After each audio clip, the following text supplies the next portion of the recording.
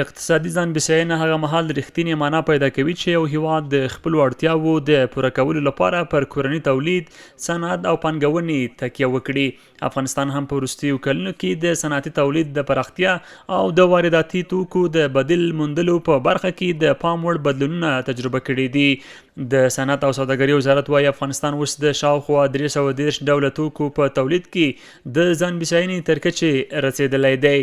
غیر الکولي مشروبات، د درملو ځینې ډولونه، سیخي ګول، ګاډر او د وسپنې ویلې کولو یو شمېر محصولات هغه توکي دي چې د وزارت په وینا د هیواد کورني تولیدونکي یې د بازار اړتیا تر ډیره پوره کولی شي.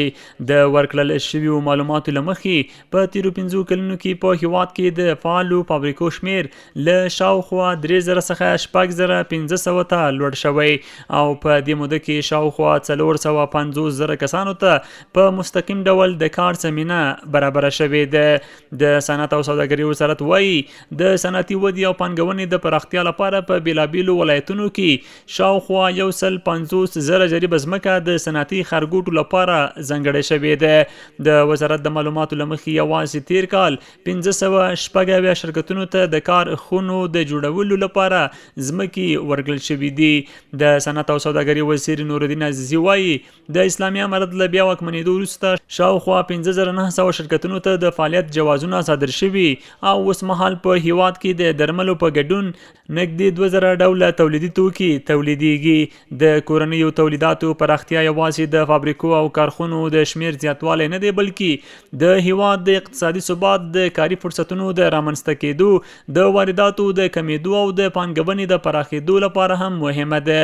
هر هغه محصول چې په هیواد کې تولیدیږي له یوې خوا د بهرنیو اسعارو د وتلو مخه نیسي او له بلې خوا کورنیو تولیدونکو ته د ودې او پراختیا زمینه برابروي.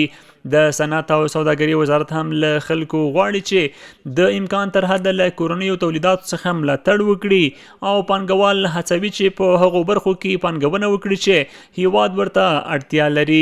د مسؤلینو په وینا په دې برخه کې پانګوالو ته د مالیاتو او جوازونو په برخه کې ځانګړي اسانتیاوې هم په پام کې نیول شوي دي.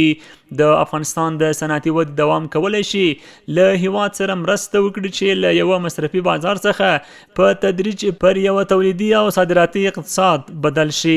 د کورنیو تولیداتو پیاوړتیا، د پانګونې ملاتړ او د صنعت پراختیا هغه بنسټونه دي چې نه یوازې د ځان بسیاینې لارې لنډوي بلکې د خلکو لپاره د کار، هیواد لپاره د عوایدو او اقتصاد لپاره د دوامدارې ودې زمینه هم برابروي.